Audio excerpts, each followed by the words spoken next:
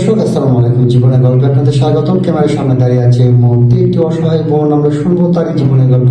আসসালামু আলাইকুম। ওয়ালাইকুম আসসালাম ভাইয়া। আসসালামু আলাইকুম। ওয়ালাইকুম সালাম। কেমন আছেন আপু?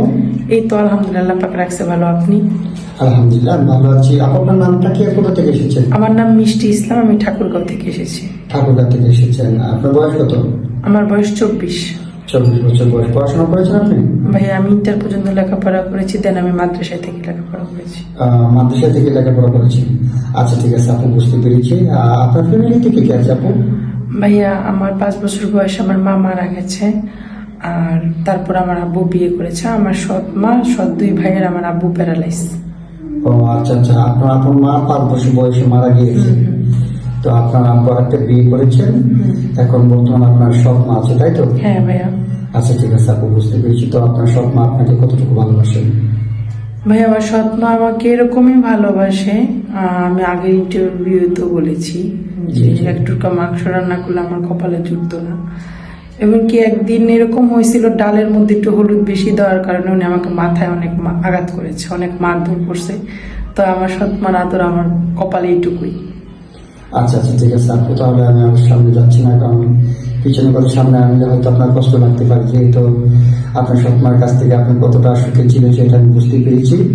আচ্ছা, ইনশাআল্লাহ আপনি টেনশন করবেন না। আল্লাহ তাআলা প্রত্যেকটা মানুষের সবসময় কষ্ট রাখে না, হয়তো সামনে আপনার জন্য অনেক সুখ অপেক্ষা করছে। হ্যাঁ, তো আপু আপনি বলছেন আমাদের কেনার সামনে আসছেন একটা ভালো মনের মানুষের জন্য, যে আপনার দায়িত্ব নেবে।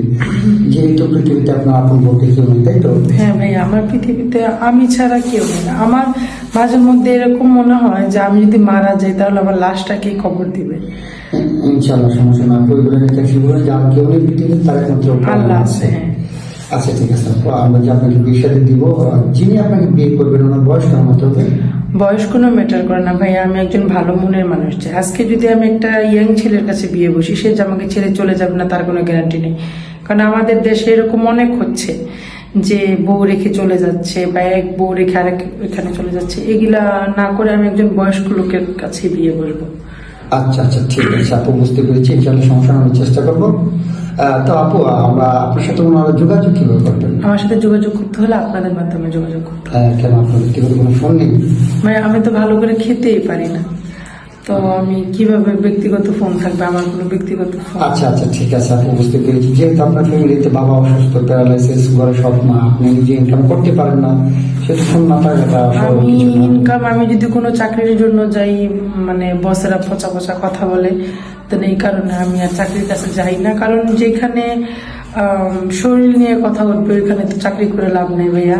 আচ্ছা আচ্ছা, ঠিক আছে, বুঝতে পেরেছি। তো সুপ্রিয় দর্শক, এই মুহূর্তে দেখতে পাচ্ছি ডিসপ্লেতে একটি নাম্বার। এই নাম্বারটা হচ্ছে আমাদের নাম্বার, ইউটিউব চ্যানেল কর্তৃপক্ষের নাম্বার। যদি কোনো ভাই অথবা কোনো ব্যক্তি মিষ্টি আপনার সঙ্গে যোগাযোগ করতে চান, ওনার একটা স্ক্রিনশট মেরে আমাদের এখানে পাঠিয়ে দিয়ে ভয়েস করবেন, আমাদের প্রতিনিধিরা আপনাদের সাথে যোগাযোগ করবেন। কেউ অযথা অডিও কল, ভিডিও কল দিয়ে আমাদেরকে বিরক্ত করবে না, তাহলে আমরা ব্লগ মারতে বাধ্য হবো। আচ্ছা মিষ্টি আপু, আপনি নামাজ কালাম করেন? ভাই আমি 5 ওয়াক্ত নামাজ পড়ি, কোরআন শরীফ পড়ি, দেন তাহাজ্জুদের নামাজও পড়ি। আচ্ছা, ঠিক আছে আপু, আপনারা আমাদের জন্য দোয়া করবেন, আপনাদের দোয়া করবেন। আসসালামু আলাইকুম। ওয়ালাইকুম ইনশাআল্লাহ। আসসালাম।